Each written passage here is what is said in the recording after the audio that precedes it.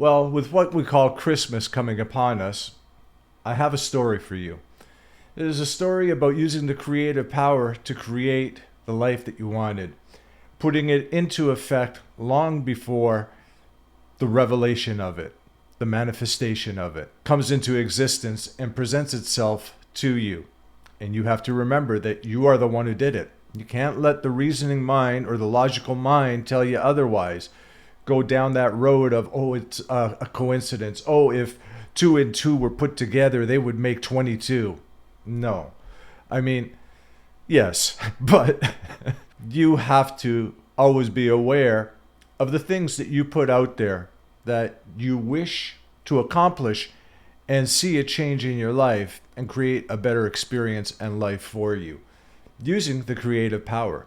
You are the Christ of God on your way to becoming the Jesus Christ you are looking for. This is what you are. This is all of humanity. This is the seeking. This is the discovery. This is the unraveling. This is the unveiling. This is the recognition of what you truly are. You are the power and the wisdom of God. And it is God that works through you when awakened in you that you are able to have a more blessed experience in life and to have the things that you lack. For God lacks nothing. There is no lack with God. There's only lack with separation. The whole world is filled with lack and always chasing lack. That's what it's chasing until it discovers the power and the wisdom that is God when awakened, working through them to create the life that they want to have. So I want to share a story with you. About a year ago, in the summer of 2024, someone I know, this man that I know, came into some money. Again, I don't have very many friends. So I tend to isolate myself other than my sister. And I get out, I go around to my hobby, my music store and whatnot. I have a couple of friends at the music store, but I don't have that closeness of sharing with other people. And I feel if I did share with other people, they would only mock me and make fun of me because of, I guess, the way I am, the way I present myself, possibly because of how I speak and how I talk, and people see something different. They judge by appearances. That's the sleepwalk. That's sleepwalking and looking at people and saying, I'm better than them, right? And that's fine. I'm happy with that. I forgive everybody. I don't even judge anyone. I don't even care what they think or say of me. But trying to explain certain things to people is sometimes welcomed and sometimes a very unwelcomed and trying effort on my part. So I pay attention, discernment again, paying attention, watching the person. If I see they're genuinely interested, I'll speak and I'll talk about it. If not, I won't even bring it up. As a matter of fact, I'll hide myself like Jesus did going up to the feast. He went not openly, but in secret, and I'll blend in with them. I'll blend into the world of amnesia and be like them, knowing that, you know what, I can never ever lose what I have, what I am, what I have discovered, the awakening that has happened for me. I can never lose it. However, I cannot interfere with other people's lives and be like how I was once upon a time and try and force it and shove it down their face. And if anyone opposed me, I either ran away with my tail tucked between my legs or I tried to fight back, which really ended up with nothing. Anyways, I'm getting away from the story now. Now, a year ago, this man decided to practice manifestation. And during the whole manifestation process, he was frustrated like everybody else. He couldn't wrap his head around it. He was trying this, trying that, trying all sorts of things. Once upon a time, that manifestation power was so great in him. It was instantaneous, and he came into a season of lack. And at that season, he was also challenged by very many people around him, very many people, naysayers and non-believers. And that caused him to doubt. And that caused him to wander and think about the things that he had manifested. doubt started to creep in. The story of Job once again started unraveling in him. Little did he know that the story was just beginning. This man came into $30,000 in the summer of 2024. And rather than save it, or rather than make investments with it to get a return, and I'm not talking about the bank or stocks or crypto or anything like that. I'm talking about helping others. You have some extra cash that you don't know what to do with, and you're just going to end up spending it foolishly. Help someone in need. Donate it to a food bank, or do what I do. I'll usually, if I come into some extra cash, I will go run down to the grocery store, load up a cart of groceries, and run it over to the food bank. I try and do that at least once or twice a month. That's what I mean by investment. Doing good unto others as you wish done unto yourself, or doing unto others, I should say, as you wish done unto yourself, is the investment and the interest and the gains and the returns that come back to you. So rather than doing something good with his money and knowing that that money was freely given, it came out of thin air, out of nowhere, and it was given to him, he decided to just spend it foolishly, not considering the possibility of there not being a tomorrow. And so he did all sorts of frivolous things. Now, this man is not someone who chases women or has an appetite for lust or anything like that. He doesn't drink. He is not an alcoholic by any means. He is not someone who dabbles in other illicit drugs and whatnot. He is a very clean living man. His only habit is that he smokes. He likes his cigarettes. Now, he did not go and waste $30,000 on cigarettes, but he wasted it on things that he thought he needed, and he didn't need it. Every time he purchased something, whether it be a piece of equipment for his tools or something like that, or whether it be something for his yard, the minute that it was purchased and he had it on his property, he didn't feel he needed it. And then he went out and bought something else, and then he bought something else. And this went on for a period of 3 months. Around late summer, early fall, everything of Job starts coming into this man's life. It's like the Satan of Job decided to touch his home. Everything around his property that needed replacing and should have been replaced and wasn't replaced started falling apart. Everything from his septic system to the roof of his home, to the furnace in the basement, heating his home, everything. But it came in increments, one piece at a time. Having a couple of dollars left over from his spending spree, his furnace went and needed a new motor to be replaced. And that new motor cost $3,000. He had just enough to get that motor replaced. Having that motor replaced, they told him it'd be good for 2 or 3 years and whatnot. He didn't realize that the unit was faulty and there was a leak in the unit. And he would soon find out a year after installing the motor that he needed to replace the whole thing, and it was going to cost him $21,000 to replace everything. But unaware, he replaced the motor and got through that winter. That winter,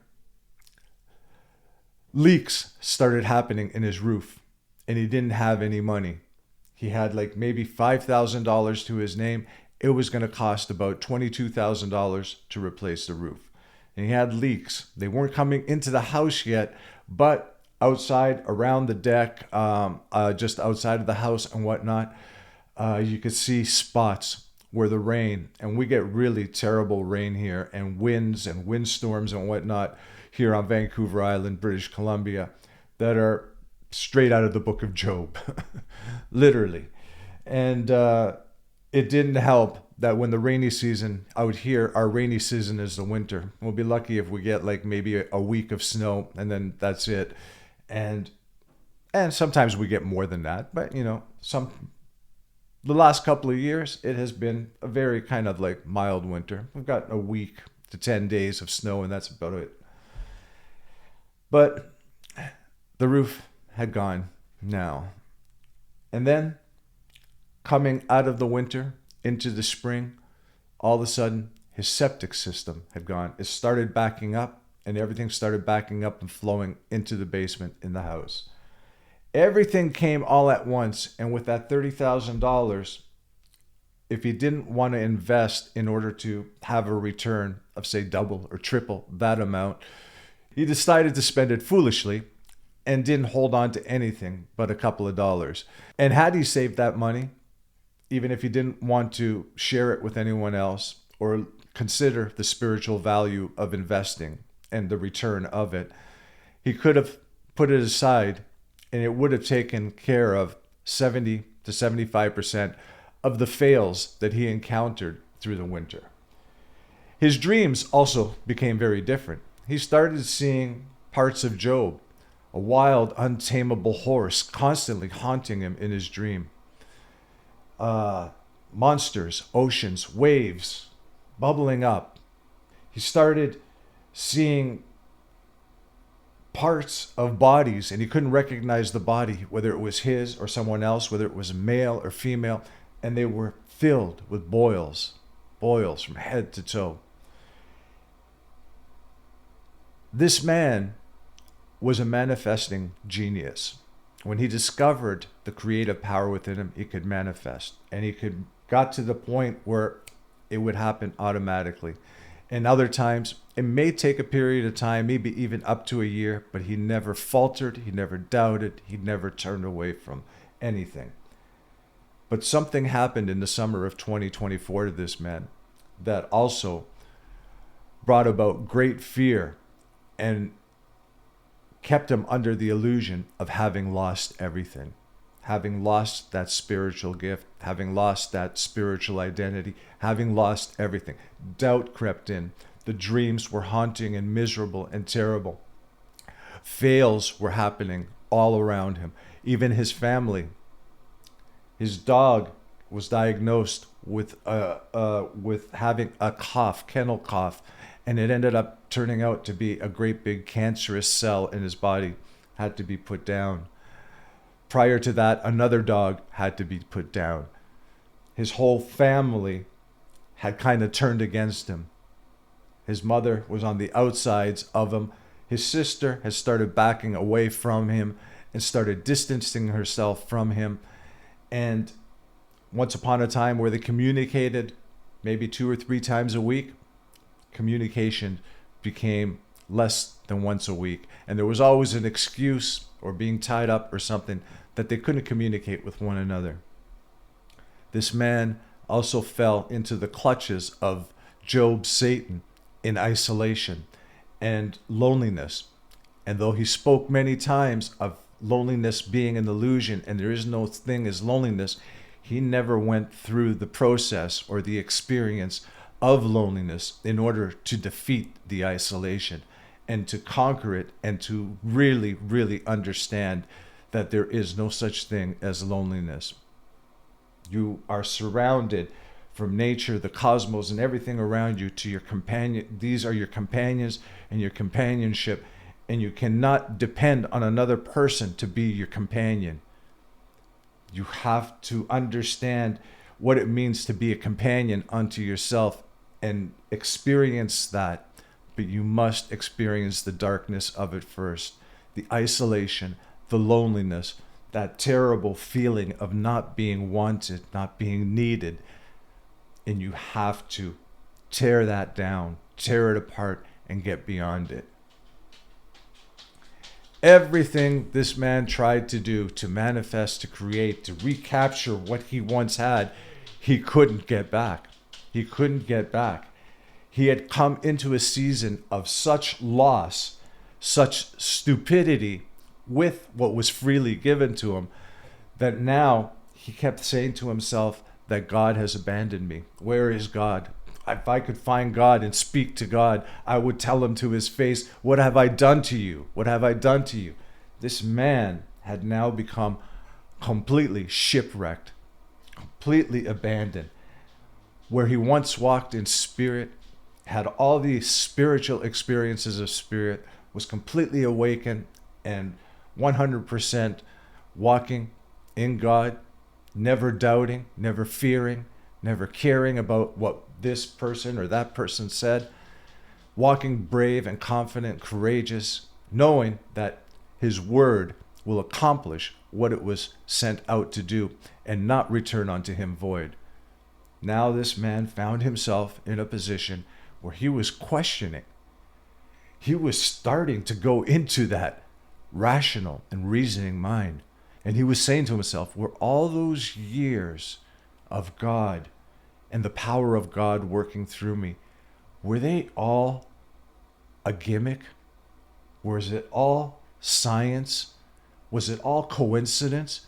Is synchronicity nothing more than just coincidence? One thing led to another. 2025 came upon him and things started changing. He started changing his mind. He started altering his mind.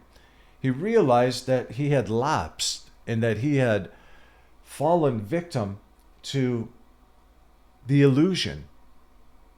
He had fallen victim once again to believing that he was nothing when he knew how powerful he was.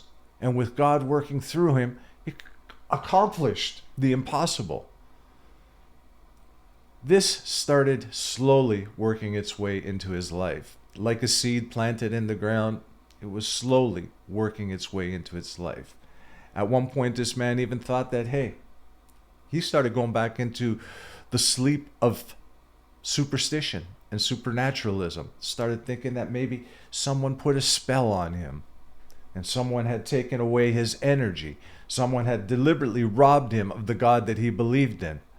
Someone had deliberately taken away every spiritual fabric and every spiritual cell in his body and had deliberately taken it away from him because he had proven that so many things can be accomplished through the creative power of God.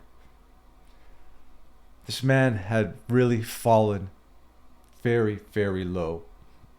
He was in Job's position, and he was about to now see the transforming Job. Job was starting to realize and let go of his anger, and he was starting to become aware of the man that he is. And awareness was starting to come back to him. And this man, as I said, like a seed, took it one step at a time and let everything kind of like grow at its own pace.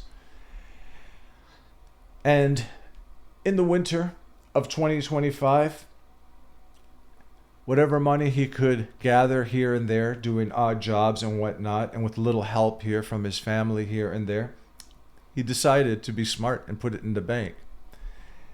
And he had enough money to replace one part of his roof. And through the summertime, he did that, replaced his roof. A little donation came in from his mother that helped him replace a busted septic line in his property. And he was able to do that. Little by little, that seed was sprouting and was starting to grow. In the winter now of 2025, leading up to Christmas, and 3 days before Christmas, he gets a call from a relative. And the relative starts questioning him about manifestation. They start talking. It's probably middle of November.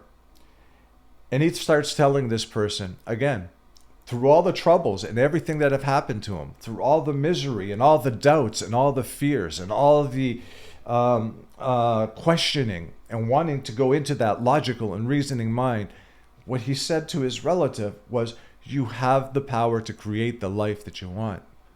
All you have to do is believe that God is with you. If you believe that God awakens in you, and your spiritual awakening is the awakening of that creative power in you, you should be able to manifest what you want. You want a big win? This person was looking for money. This person wanted money. She was no different than the man that she was speaking to. Although this man had gone through his loss and through his frivolous moment and foolishness, he didn't veer away from the spiritual truth, from speaking the spiritual truth that he was so good at prior to this season of dryness and drought that came into his life. And so he told this person, he says, you want a big win. You want something big in your life. I know you want things done. You need to change things. There's things that need to be done around your home and whatnot. You're due for it. All you have to do is believe that you're due for it. Oh, I'm not due for anything. Nothing works for me. Nothing. I said, please, just try it. Go home and believe that you already have what you want. Start it from now. It may happen instantaneous. You don't know. Sometimes the creative power works like lightning. It happens right away, immediately. Other times, it takes some time. It could take like a month, could take 3 months, could take a year. It could even take longer, provided you do not give up and doubt. However, it could happen right away. But you have to believe that it's already happened for you. You have to walk in the assumption that it's already in your life. You have to let it go. You have to believe that you have received it, even though you haven't received it.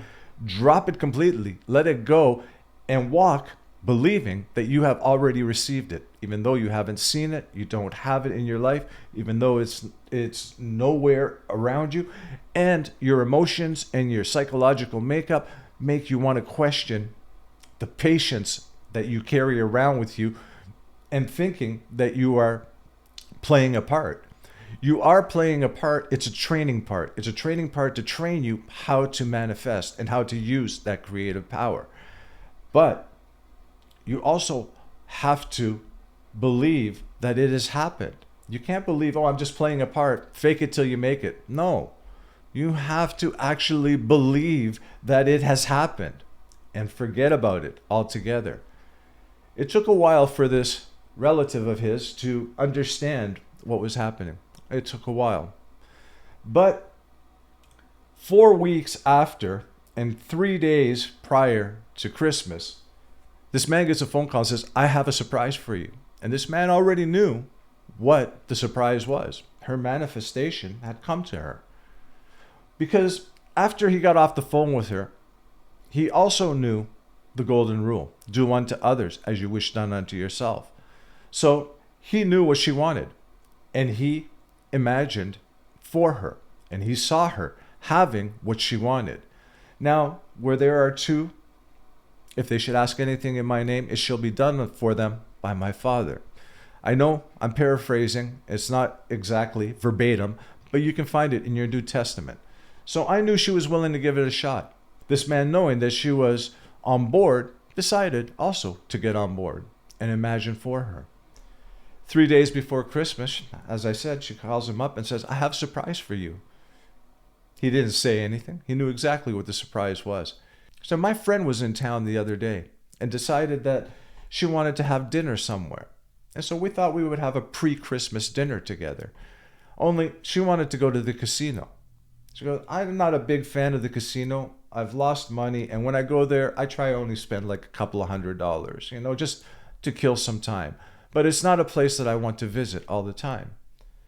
But she says her friend took her there, said that dinner and drinks would be on her. She would just have to have money to gamble. Her friend ended up winning something like $3,000, and she ended up winning $5,700. When she won the $5,700, she said to herself, I wonder if I could win more. And sometimes you don't know who's speaking to you.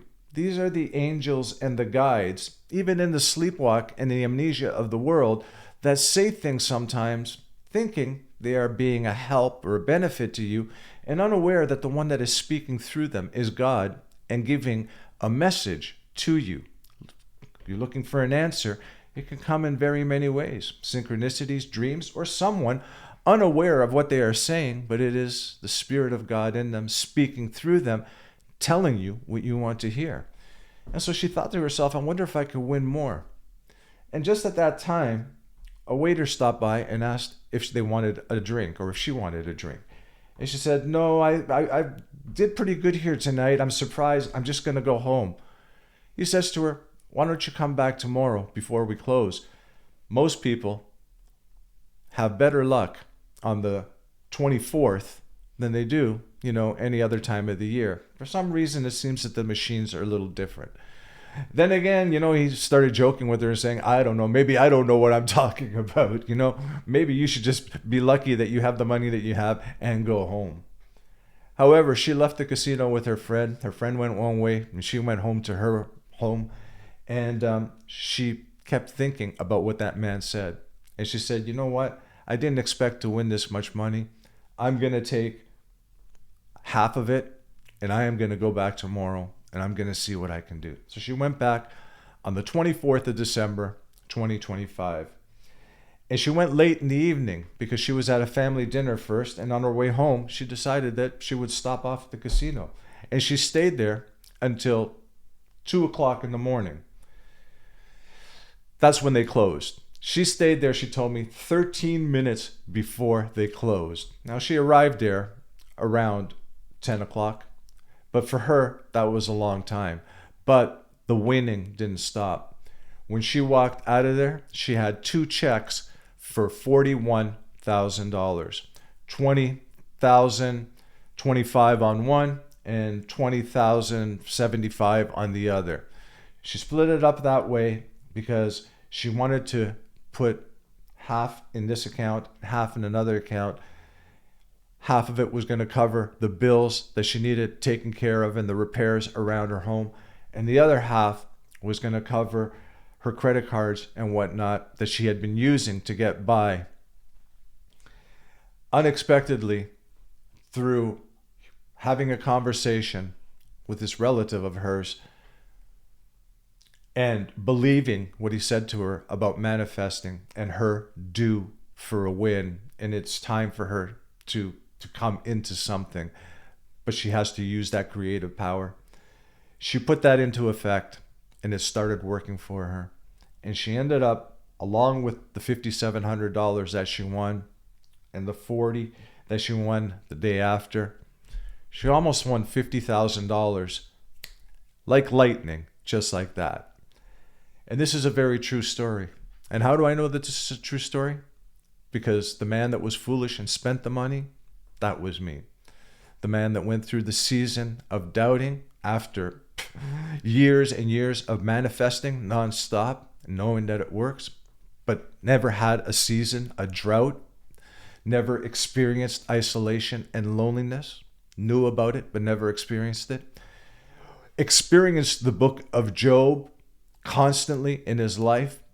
It was the unfolding of his spiritual nature in him, and now was thrusted back into it by everything around him failing, the loss of his animals, the faulty machinery in his home, the roof all of a sudden failing, the septic system collapsing on him. A year of struggles and turmoils that would have anyone questioning their luck, their life, and what was going on around them. And that man was me. And yet, I didn't turn away when someone asked me for help. And I didn't tell them about my experiences with loss and my season of drought. But I told them that they can do it. And I imagined for them. This story is about what happened to me in 2024 and how I saw a recovery and an accumulation in my own personal life of what was devastating in 2024 come back to me in 2025 through having the ability to create and manifest and not doubt. Even though I did want to travel down that road of doubt and travel down that road of using my logical mind and my reasoning mind. 2025 has been a blessing to me, and it has been a blessing to someone else in my life, a relative of mine. And all I can tell you is don't give up. Be patient. Wait on it. Believe you already have it. drop it, let it go, and walk in the assumption of already having what you want. I know it's easier said than done, but for me in the beginning, almost 9 years ago, in the beginning when I started it, it was very difficult.